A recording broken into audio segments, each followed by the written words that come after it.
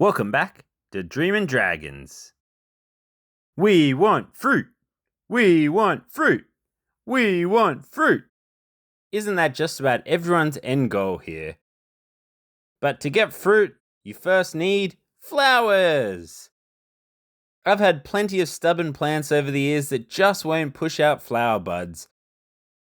So I've put together a short cheat sheet, this video, of my first 3 and arguably easiest 3 tips to induce budding in your little plant buddies.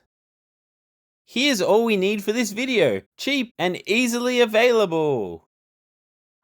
Spoiler alert, our upcoming 3 tips have delivered me the goods both independently and together. Jackpot! I actually even stumbled across our 3rd tip following a hailstorm, so stick around to the end for that one. Righto, let's go!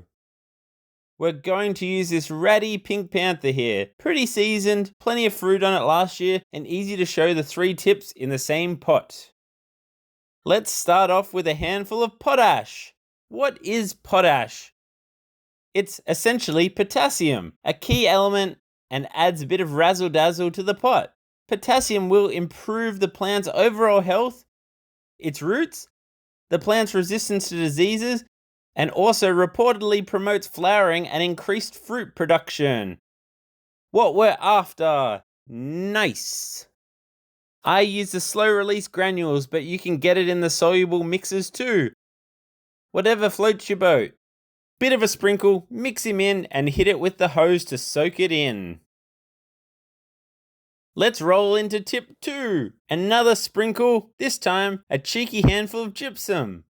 Gypsum's loaded with calcium and sulfur. Similarly, these are great for strengthening our plant's cell walls and building up that resilience and resistance to pests and the elements. But also, I've seen and used it to help kickstart my dragons into pushing out buds. These high levels of calcium and sulfur are a goldmine to help ramp up the bud production and the quality of our floral production. Get in there. Once again, bit of a sprinkle, mix him in. Hose time. Next up, time to dust off our pruning shears. I'd say stress less, but our 3rd tip is to induce some stress on our plants. As I mentioned earlier, I discovered this one shortly after my plants got absolutely decimated by hail. Check that joyful experience out linked in the description. Shortly after my plants were pummeled by icy cold rocks, we had an abundance of buds. Bittersweet, really. So what I've incorporated into my routine for my stubborn branches is something similar. But instead of pegging rocks at my plants, a small snip at the end of the branch. Knocking a node off here or there, or just a bit of rough treatment can take them over the edge into Budville. I try not to waste too much of my plant material, each node a potential fruit. So a millimeter here, a millimeter there, and the stress is often more than enough to get your plant going. Your typical tipping would involve knocking the tip off a growing branch. The branch stops growing longer, fattens up, and would push out buds or new growth. But I've found you can get some benefit from tipping the already tipped. Terrific!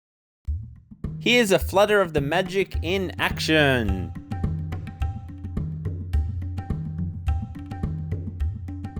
Before you throw your hands up in the air and shout all kinds of dog's abuse at your plant, a few other things to consider. If you're getting new growth galore, maybe you've been a bit too heavy on nitrogen-based fertilizers and you're pumping out the new growth instead of the floral production. If it's thin and weedy, your plant potentially doesn't have the health, sunlight, and fuel to support floral development. If it's barely a year old, patience might need to be your key ingredient to give it the chance to catch up to your hopes and dreams. Or, if you haven't hit that like and subscribe button down below, you're doing your dragons a complete disservice, and that could be a problem too. So, get around that.